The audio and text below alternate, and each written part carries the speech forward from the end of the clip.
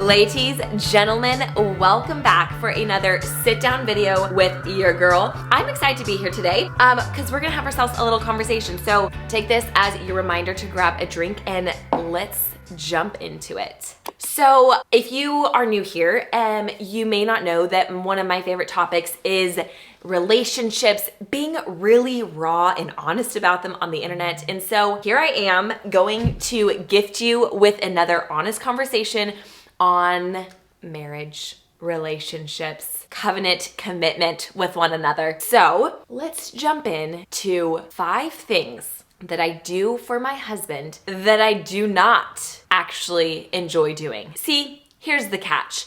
Society, culture has told us that our own happiness and satisfaction and pleasure is the ultimate goal in life. But I'd argue it's the most unfulfilling way to live. See, I remember growing up and hearing conversations between my mom with her girlfriends or with me or whatever. You just heard this type of comment made. They would make the remark that, oh, she has a controlling husband, or no, her husband doesn't allow her to do that thing. And I would hear that remark and think, oh God, I would never marry a man like that. How dare he tell me how I can live or not live? It felt very demeaning. However, now that I've stepped into marriage, I think that we often confuse control and connection, and there truthfully is a tension. But when we're playing on a team, if we only have our own interest in mind and not the other person that we trust and we love, we are ultimately going to continually destroy connection versus create and cultivate that in our relationship. When Elijah and I first got married, we both had an extreme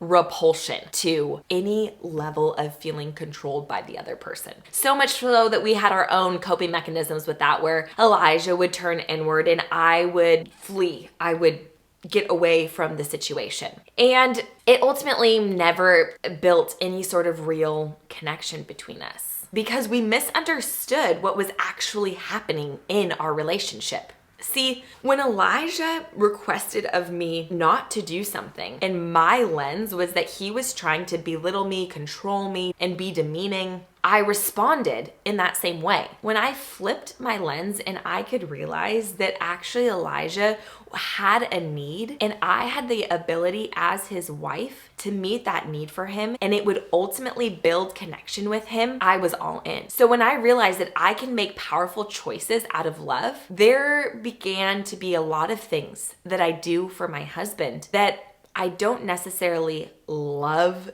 to do. Here are 5 things that I do for my husband that really came out of this place of realizing that I get to choose to love him in this, even if I hate doing this.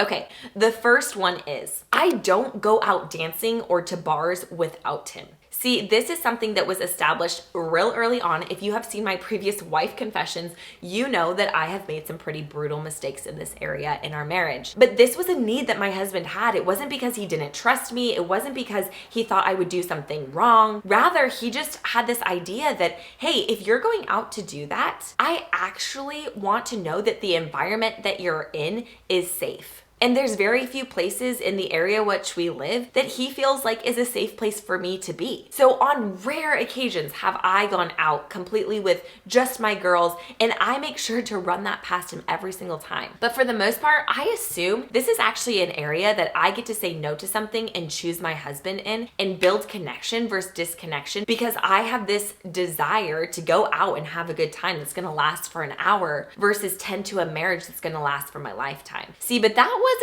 easily the brainwave that I first had. It was a lot of wrestling and tension that I felt within that decision. But once I could come to the place where I realized this is a way that I get to be a team player, where I get to choose into what is best for us, I was all in. The second thing I do for my husband that is not necessarily like my favorite thing to do, I text him somewhat of a synopsis of what he can expect from me in that day if we have not discussed it beforehand. We touch base in the morning like as if we're a team. Hey, what's your day like? Okay, so you're gonna be here, then you're gonna be here. I know where I can expect him to be, and he knows where he can expect me to be. And if the plan changes, I communicate to him how my plans changed. See, it's not because he needs to know every small little detail of my life. No, it's just out of the idea that, hey, if we're on a team, I want to know how to best fit and suit our team needs today. And if I'm out here and you're needing something back here, you need to know that I'm not going to be able to help you and you need to communicate with somebody else. But if you want me to be your first person that you go to, I need to be able to communicate to you where I am, what my plans are. And that's just how we play team well on a day-to-day basis. Now it just feels easy and simple to do that. But, initially it was some work and it wasn't necessarily the most fun of things to do. Okay, the third thing I do, this might sound a little funny, but I talk to him about an issue that I'm facing before I talk to my dad. This is funny, but when we got married, I realized that my initial gut response was to call my dad immediately. It wasn't because I didn't think Elijah was capable necessarily. It was just that's what I was used to. My dad has been there my whole life. I know he's gonna answer the phone on the second ring. He's gonna say hello. He's just like steady Eddie. He's so dependable. And so I just realized that I trust my dad. I trust that I can rely on him and depend on him. And he's been my covering my whole life. But when I got married, that covering shifted. Elijah asked my dad, hey, can I be this for your daughter now? And that meant that I had to adjust how I approached the men in my life. No longer was my dad the first person that I called when I needed something. Elijah became that person for me. When I'm in a pickle, he's the one I call. And if we don't know what to do, if we can't figure out the situation on our own, then I call dad. But I had to realize that in order to fully respect my husband and the ask that he made of my dad, I needed to respond to him first. I needed to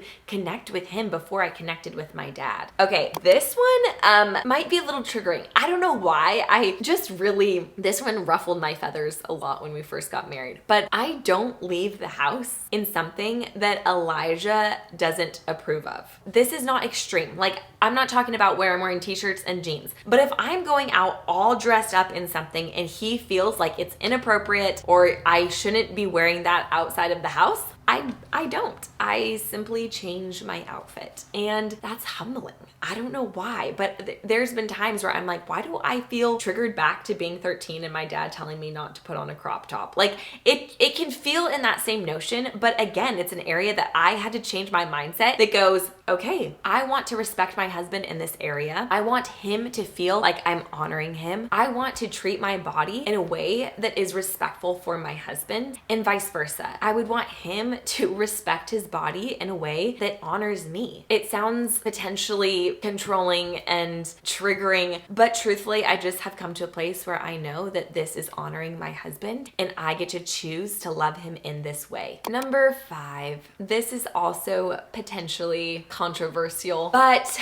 this was a big one for me. I don't pursue dreams or ideas that Elijah has concerns or red flags about. If he disagrees, I'm not going to go ahead with what I think is right. Because when I said I do to Elijah, I said, I trust you. I want to do life with you. And if we're on a team, we have to make team decisions. And if you don't agree with it and you don't think it's good for us, I have to listen to that. I have to sacrifice my own desires and what I think might be fulfilling for me for us. Because my first yes, is ultimately God. But my second yes is Elijah. It's my marriage. It's one of the biggest decisions I've ever made in my life and ever will. So I have to look at my choices with that in mind. That's why marriage is such a huge decision, and you process the weight of the yes that you are making. Because when you say yes to one person,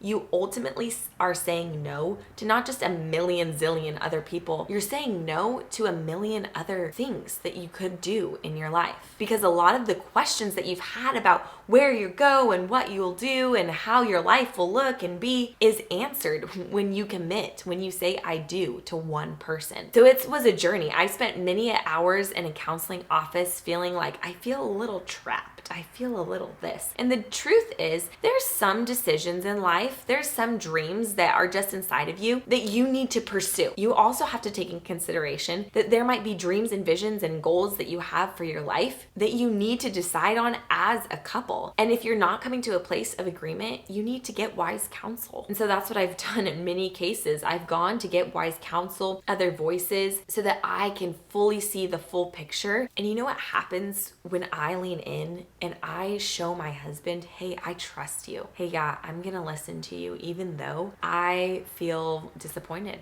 I feel I wish I could do this thing. There ultimately is greater connection. And here's the deal. Take this all into consideration, right? This is unique to our dynamic. The reality is, if I didn't trust who my husband was, I would not be doing these things. But I choose to sacrifice and submit in all these ways because I'm saying, hey, I trust you. Because I trust you, because you love me, you earn this level of sacrifice and submission. But if that isn't how your dynamic is in your relationship, the other person doesn't just immediately earn your self-sacrifice. But when it's coming from a healthy place, it's a beautiful thing because it ultimately builds connection in your relationship. So here's the deal. I may not love doing all these things. They may have been really challenging for me to step into at first, but ultimately they have been a gift to my marriage. And so, ladies, gentlemen, I hope this was insightful for you today. If you want more videos just like this one, give this video a little like and click subscribe. Also, P.S. I may or may not have been working on a little bit of a project behind the scenes that I am so excited to share with the world very soon. I'll give you a little hint. I've had some young women reach out about potentially having a one-on-one call and being able to just chat, maybe like a coffee date. And I've taken the idea and I've run with it. So I've a little bit gone above and beyond, but I am excited to share it with you. It feels humbling and exciting and nerve-wracking all at the same time. So if you want to be the first to know, you can click the link in the description below. And like always, you guys, have a beautiful rest of your week. I will see you all next time.